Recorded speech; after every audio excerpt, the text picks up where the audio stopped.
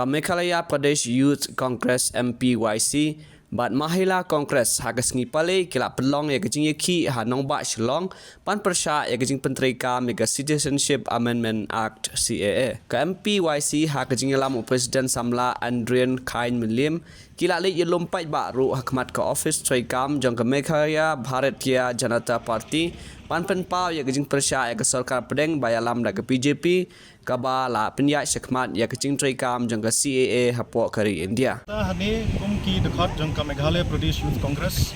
nomor ba kum ngitep hagi ni kisngi baladep ka center ka lapas ya kane ka Citizenship Amendment Act parmenta ka la perlong anya ka ngingi persya ya ka nomor do wala da ka Meghalaya ka jong ngiru kila exempt henry ni hapon suthu ya kane ka way ka 6 schedule ka ya da ya ka hok ka jongi kum ki jai benri retpat ki jai benri jong kane ka state Meghalaya ka jongi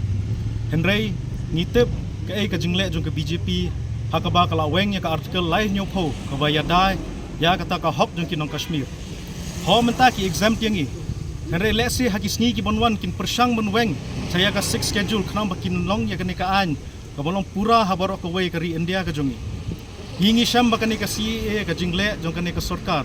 kamde ki ke henry tang ha ka por politics si bon suyo ya kata ka bot ka jongi ka jingwan alam ya ki lesi ya kita kibri ki basha oppress ki basha nyonben si ki bade ki minority akiwe kiri menta ka India ka jongi habai pe ka global hunger index ka pai sispa khatway naka sispa arhusan India jongi karangdei kari ka baduk bar ka India ka jongi harap ngi pe ka yo ka kot ane ka yo kam yo jam kalong kwi kiri ka barang pai satrai ka jingle yakani ka CAA kamde ki ka bonwan ra ka jingmentoy henry ka dei monwanra let's say tang ya kata ka vote bank politics jong kane ka BJP takadaw ngi nga persya jur ya kane ka CAA bangim kwa hira bakane ka CAA kan long an rementa pa ka sarkar ngi bangam sngap yangi takadaw ngi wan menta kum ka youth congress gidang showdown para mangi kum kita kinongkit kam bane persya kane ka CAA ngidang pen khre shushu ya kita ki jinga ki bon saya one part hakis ni Meghalaya la yakren buat ka BJP Meghalaya ru yong ba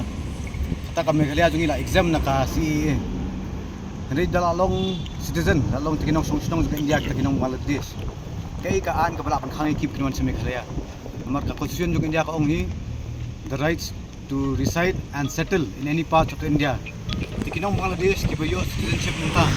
at tikina yaki kila banwan sa Meghalaya ru bat nomdan bala pan khang tedala jelai menta ki brio bana ba jong jela mono ban sim jikit clear kani ka baki ong menta hapa ki media baka Meghalaya kalan kani tang man pen thami ki brio nomdan bala ban khang inong Bangladesh ba yok citizenship na ka India bonwan sini ka jela jongi bonwan chong ni ka sor ka jongi tingingi persya pangidei ban smutu ba kani ka CAA de ban scrap no sisndon borok kui ka India